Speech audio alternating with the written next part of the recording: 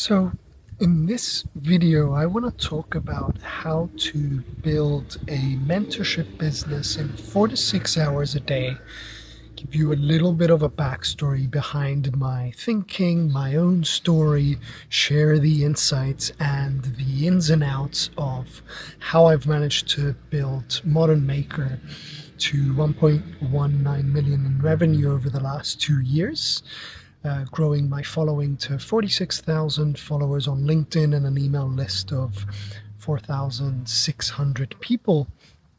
But before that, I wanted to shine some light, on the history of how I've perceived, the digital economy as a whole. I think we started off in coaching in 2017, where everything popped off on Facebook and everybody was getting these coaching certificates left, right, and center, and coaching people on the mindset side, on the business side, and mirroring, essentially getting the credentials that allowed for you to reflect when you were around somebody and help them unlock what is within. And through Facebook, through Instagram, it started popping off. People were running ads, were getting people into their funnels and so on, and it was great. Don't get me wrong, there's a lot of crazy good coaches out there. And then over the time, we sort of shifted into what I sort of saw as the creator economy. Everybody was moving away from ads and into organic and creating anything, not necessarily coaching, but just being creators and putting themselves out there. We saw the rise of personal brands where everybody was posting online on any sort of platform, getting what they wanted organically, setting up their funnels and documenting processes, creating brands for themselves, all the way through from really incredible YouTubers to LinkedIn influencers, Instagram influencers, and so on. And through that process, people were teaching others how they did things, whether it was writing content, shooting videos, emails, and all the rest of it. And then nowadays, I'm sort of seeing a shift into what I would, lightly call the wisdom economy, because I sort of experienced this myself where in a world that is flooded with information and it's so easily accessible, we are in dire need of insight, right?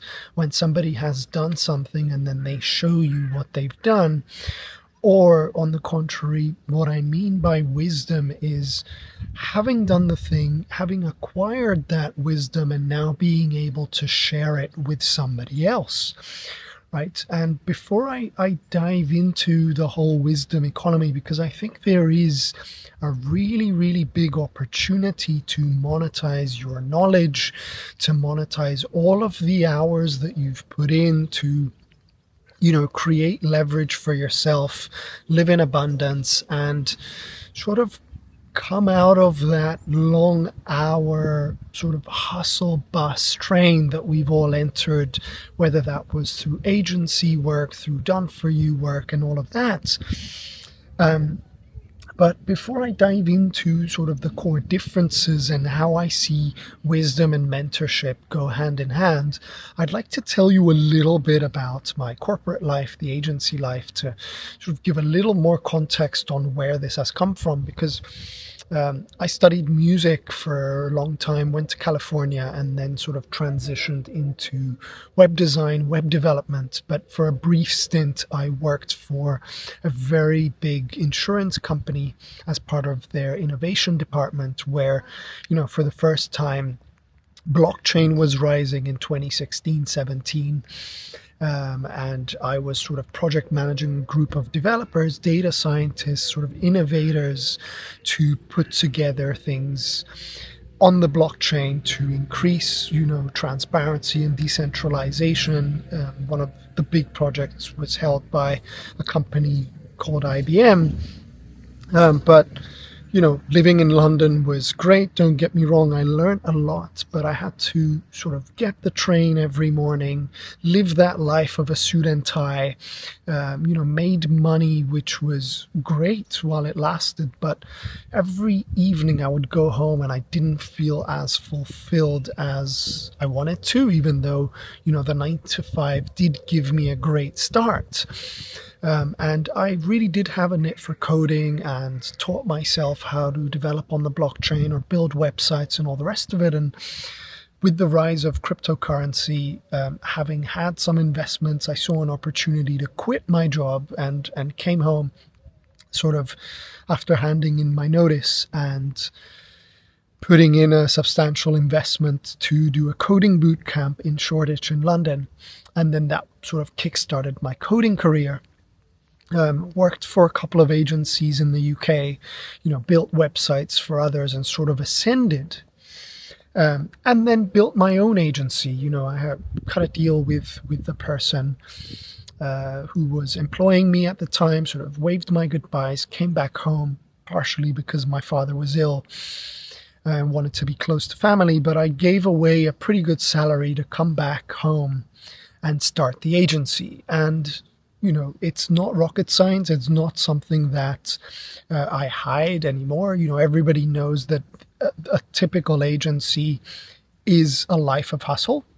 I started freelancing on my own and then sort of matched my previous salary, doubled it, and whatnot. But I was wearing multiple hats. I had to project manage, I had to sell, I had to deliver, I had to report, I had to do my own ops and systems and all the rest of it. And, when I hired at the peak, there was a team of 12 people. So the money coming in was good. The knowledge that I gained running my agency was incredible. Like, I cannot and never will regret doing it, because all of this knowledge that I acquired, full cycle, from getting leads to converting those leads to clients and customers, and then delivering for them, dealing with churn, dealing with finances, all of that wisdom that I obtained as an agency founder allows me to now have answers when somebody doesn't, or somebody is looking for those answers. And I wouldn't change it. That adventure was incredible. But again, that was a turning point for me, because I realized I was making good money, but it's something at soul level or something at heart level didn't quite align with me, because the money coming in was good, but I started resenting the code, resenting the clients. I was taking on way more responsibility because I now had families to feed. I now had employees to take care of, and my own family. And also all the revenue that was coming in was good, but by the time I had my own profits, I would count them and I saw the margins were suffering, right? So now that I've given you a little bit of context, why I told you this is through that cycle of doing the agency work, a lot of young developers, young agency owners, or young, I say in inverted commas because they could have been experts at something else but wanted to start an agency, would come to me and ask me for guidance.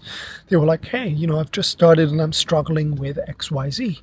Like, the typical phenomenon was, I'm very creative, but I don't know how to sell. Or as I thought about it, you're very left side of the brain, but you don't understand the right side, the logistics, the marketing, the sales. So that's when I discovered what I call mentorship nowadays, and monetized the wisdom that I had gained, because it's again not anything rocket sciencey, I would say, but what this allowed me to do is distinguish the difference between coaching, consulting, and mentorship. Now, to put it very briefly, a coach for me is somebody who allows somebody to unlock the answers they have within them, right? Like, they will ask the right questions, they will hold a space in a room, and the person who is on the receiving end will unlock those answers. Consulting, which for a long time felt like home to me, was basically being the solver in the room, being able to determine the problem and give somebody the answer, right? And that would speed things up. Now, mentorship for me meant when I got to the point that I did something for myself as a creator, as an entrepreneur, as a coach, consultant, mentor, whatever you want the label to be. And then I would teach someone how to do the thing that I invented. So that once I unlocked that understanding, I realized that all the wisdom that I gained enabled me to create processes, to create systems, to create offers, and transcend into becoming an offer owner, right, in a certain way of doing something. And then I would hold spaces for other people who could ask me questions, and I would change the hats, right? Like, mostly I was a consultant to other coaches who wanted to implement the system inside Modern Maker that I birthed, gave them the answers when they asked for them, coached them when I enabled myself to help them find the answers within, but primarily became a mentor. I became somebody who had walked for a long time, then started talking about that walk and mentoring people on how to walk their own walk, right? That was primarily integrating the system that I had created. Now, in doing so, I had to settle on a certain way of doing things. I had my own philosophy, my own belief system, my own vision of doing things, and I had to create constraints in order not to cross boundaries. And those constraints for me, at high level meant I didn't like taking sales calls. Those were things that didn't fulfill me. I didn't like sending follow-ups. I didn't like sending outbound messages. What was enjoyable for me was holding spaces and being present in digital rooms or physical rooms with people in a group setting, mentoring them on the system that I invented. But to acquire them, I could write emails, I could write content, and that's how my LinkedIn grew to 46,000 followers. That's how I sell through simple Google Docs, right? Or write very simple story-driven emails with a passive sell, right? And make an offer every day and add true scarcity, true urgency, and I haven't done a sales call over the last 2 years because it didn't fulfill me. So that to me was mentorship because, and I'll talk about it in a second, was me now being able to give somebody that system. They implement it and then we meet, right? And that had its ups and downs because I feel that coaching and consulting again took me down another rabbit hole, which meant I was booked up all the time and didn't have hours to spend with my family. I was constantly on Zoom calls and had to find a better way of doing things, right? But in the process of doing that, I experienced true transformation both for myself and for others because I had to look deep and realize that I had now built conviction by serving others and watching them get crazy results. Some clients are on 300K a month, others are on 10K a month. On average, I always say I help somebody make 10K because that is my bread and butter. But to me, above and beyond the money, it was watching people like my client Pavel, for example, bought his wife a car for the first time. And so did my client Nick, who's a growth marketer. He sent me a screenshot going, man, I was able to buy my wife a car. I'm now having my second born baby. And in doing that,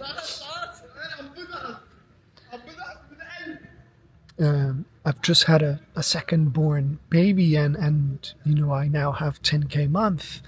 And beyond that, I'm able to be a full-time dad. That to me is phenomenal. Or, on a smaller scale, somebody went traveling to visit their sister who was ill, who was inside Modern Maker, who previously couldn't travel.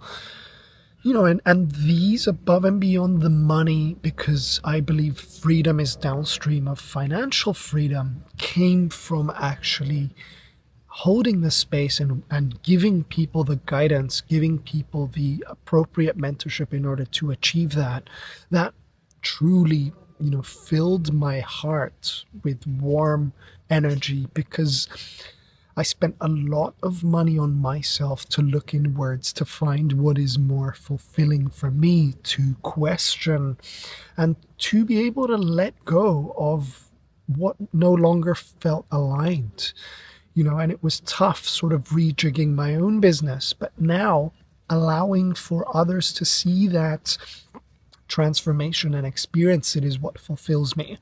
And I think that at the heart is mentorship, because you don't, there is no best system, and all systems work, but it's looking truly in the heart, asking yourself what feels aligned and going with that. That is the answer to the golden question.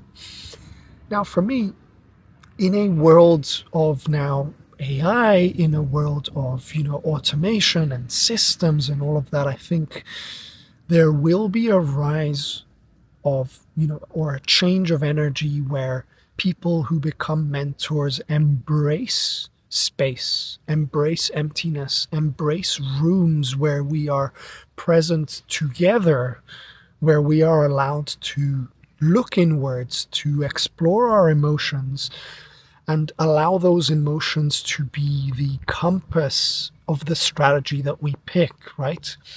And being able to hold presence, being able to understand a human at a much deeper level is something that AI and technology can no longer do. And I'm a firm believer that human touch is now scarce, right? Like human presence, having somebody in a room is so much more valuable, because the implementation and all the rest of it is something that is openly available. Whereas human touch and human energy, human diagnosis isn't. And in this world of AI, becoming that mentor who's able to give someone a system is what is going to help people shift and have true transformations. And I did briefly mention this, but that is the core difference I see with mentorship driven businesses. When we have to help somebody unlock the answers, we will put the coaching hat on. When we want to give somebody the answers, we will put our consulting hat on.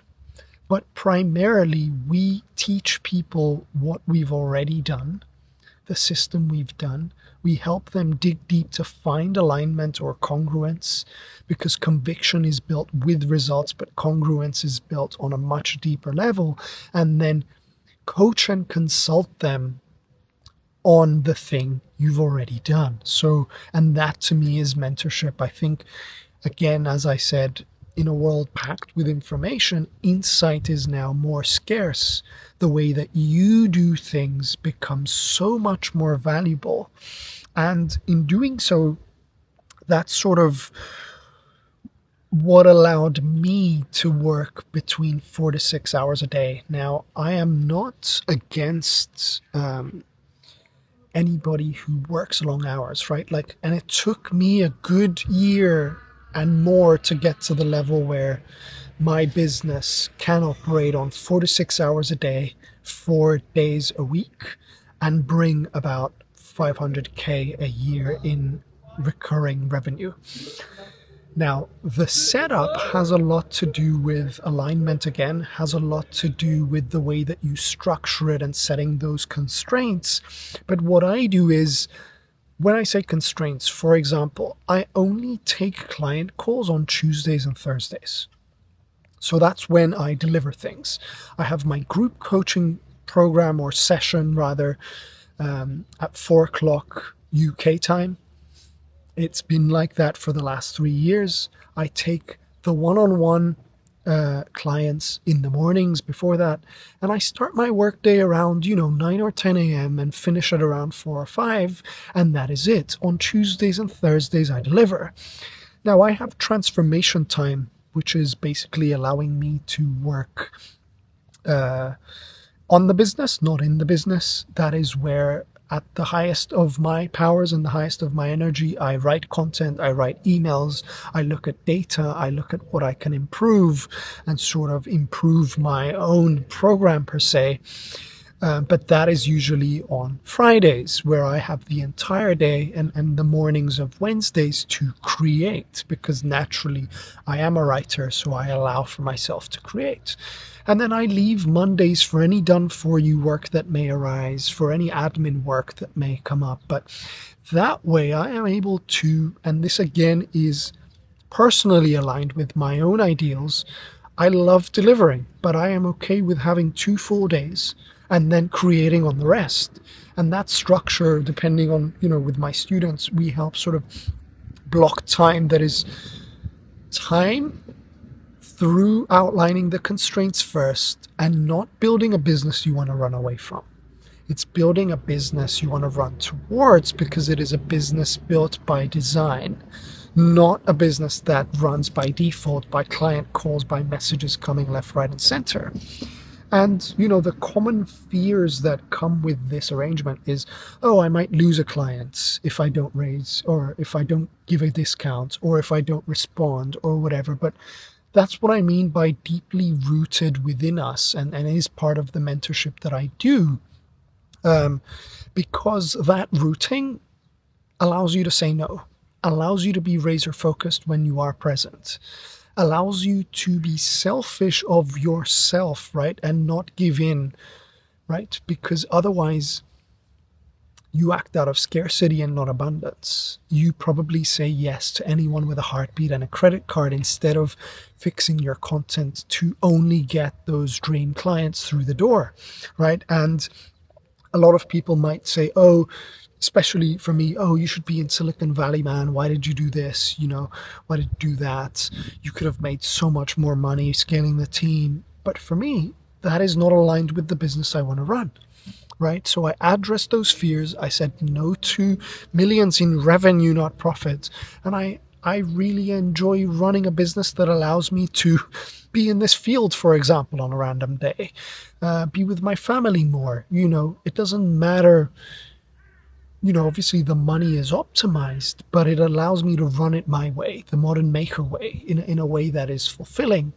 And most of the fears are, I can't raise my price. I don't know what my value is. I don't know what my worth is. But, to have a calendar as such, it is much better to work with a handful of clients at a more premium level than have 1,000 clients that are low ticket, or having a system to sell low tickets, but that will send a lead to a customer and then a customer to a client.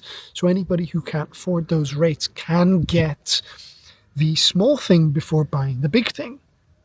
And one thing that I have done in order to do that is sort of create a system for my Modern Maker students over 12 weeks. And I've named them because I quite like naming things. It shows an element of uniqueness and giving new life to your products, so they're not just commodities like a coaching program or a funnel or product A or product B.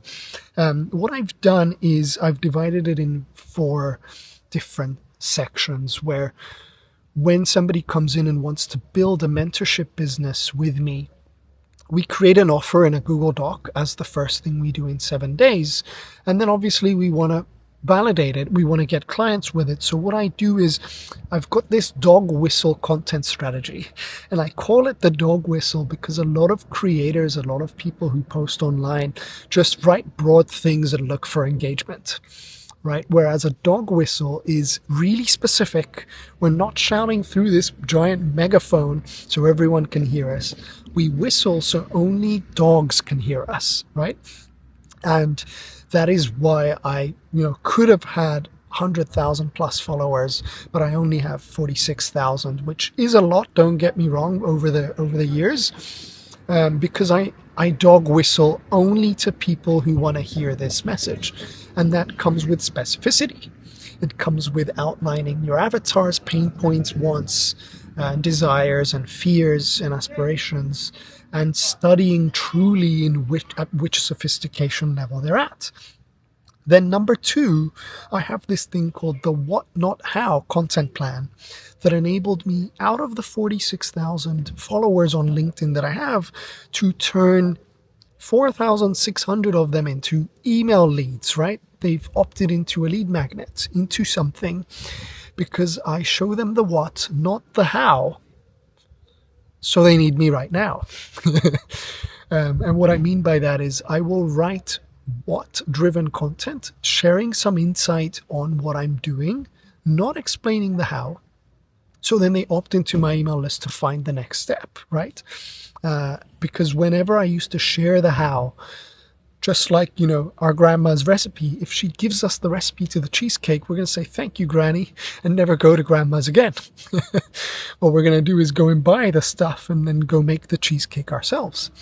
But if she gave us some what she did, or gave us insight, or let's say it was from my perspective, I went to grandma's, we had such a good time, it was really warm, we saw our cousins, we shared beautiful memories, and the table was wrapped in grandma's amazing cheesecake. Now all of a sudden, the cheesecake has meaning, right? The cheesecake has deeper purpose.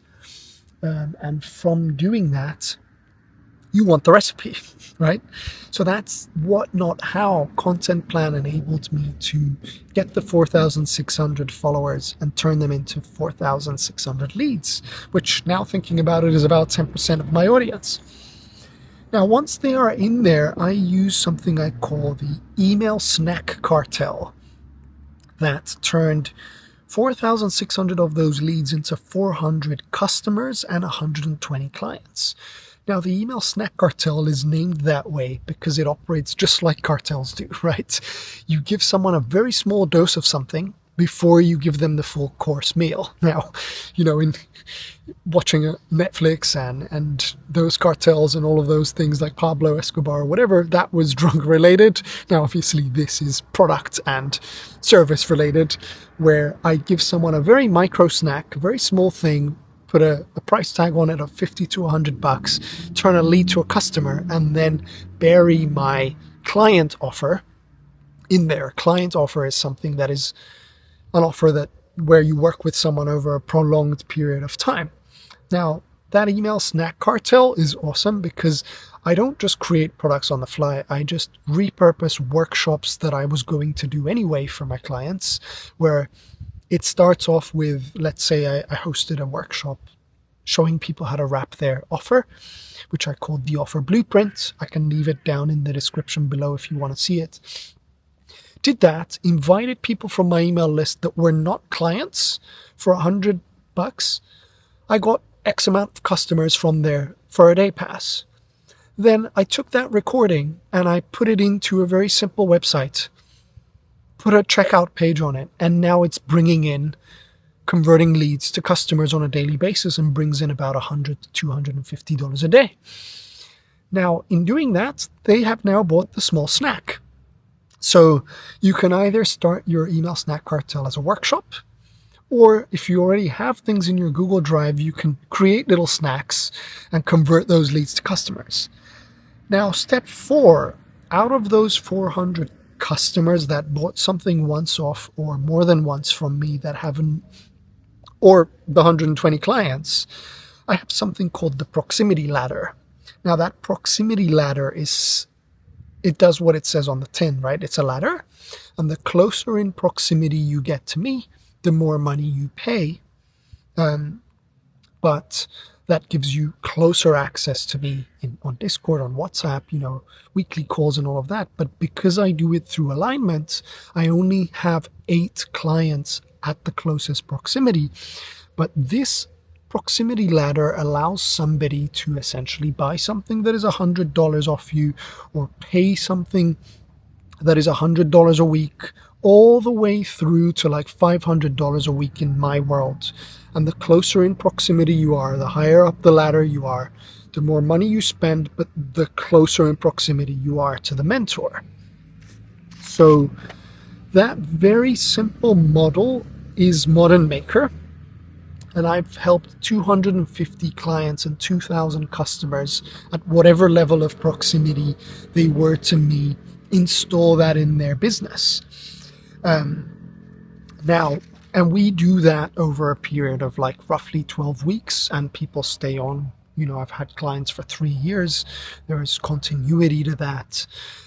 So if that does sound like something that tickles your toes, that sounds interesting to you, I'd like to make you a very, very informal invitation where you can find me on LinkedIn at Jacob Pegs or join my email list at swipemymojo.com. I'll leave both of those in the description below.